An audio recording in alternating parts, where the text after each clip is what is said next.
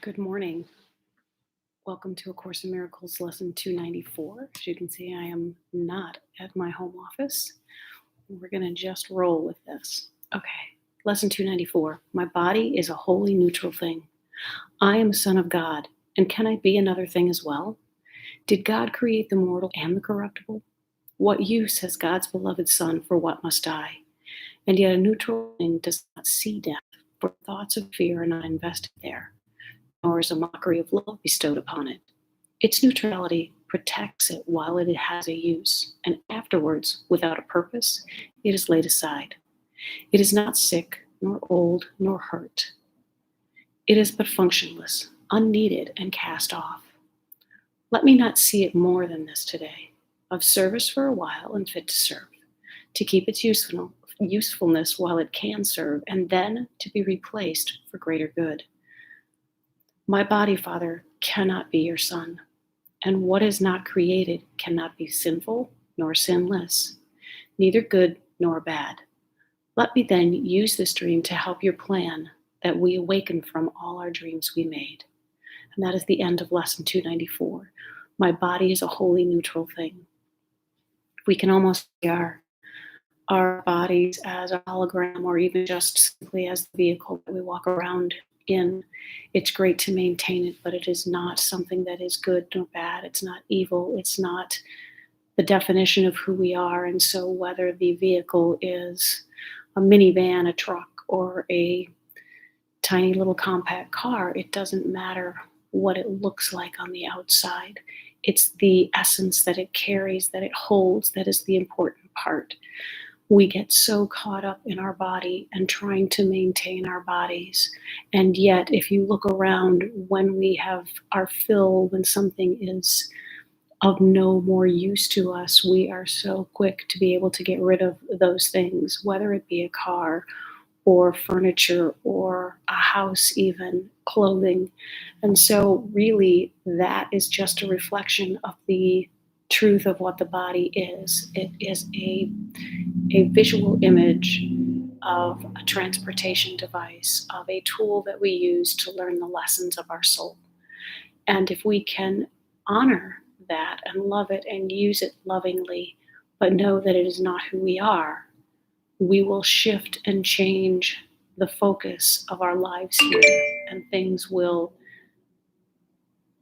be so much easier for us. Sorry, I'm easily distracted. Okay, let's see what Tina Spalding's channelings tell us. You are blessed beings indeed. I am that one you know as Jesus. This body in which you find yourself is one of the great liabilities of the three-dimensional experience, is it not? It seems to be the thing that causes you so much trouble. It is too fat. It is too thin. It randomly gets sick, and it seems to die.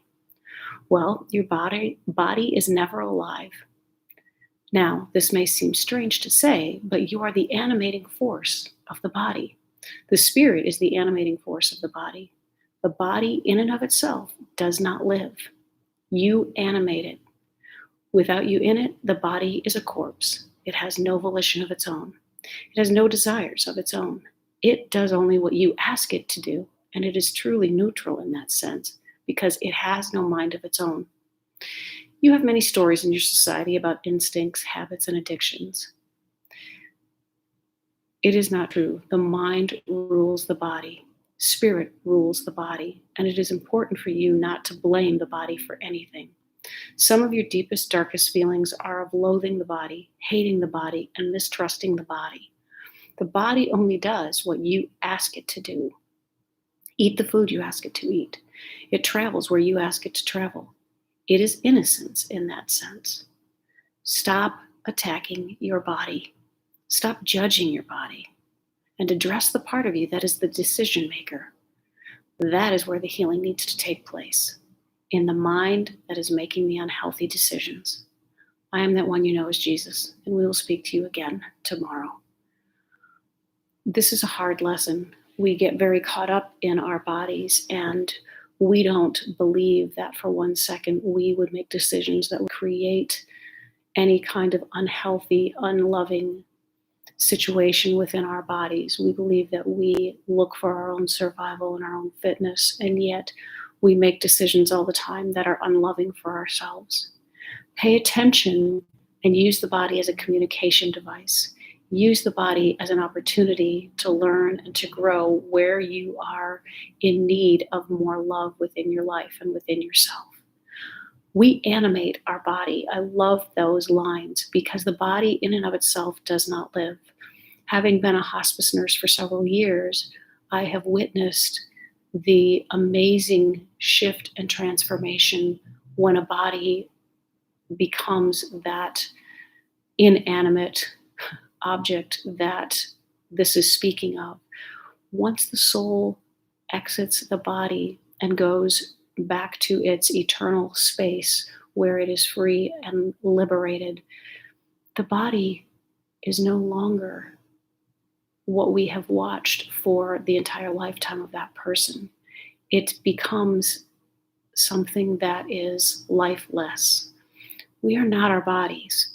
The person that has left that body continues to exist and has not gone anywhere and is no less present than they have ever been. But don't get caught up in the fact that we are walking around in these bodies in the same way that we get caught up in wearing the same clothes every day or wearing something that identifies us. We are wearing a Jan suit or a Bob suit or a Bill suit. And so just allow yourself to know that you are wearing a suit that allows you the opportunity to learn.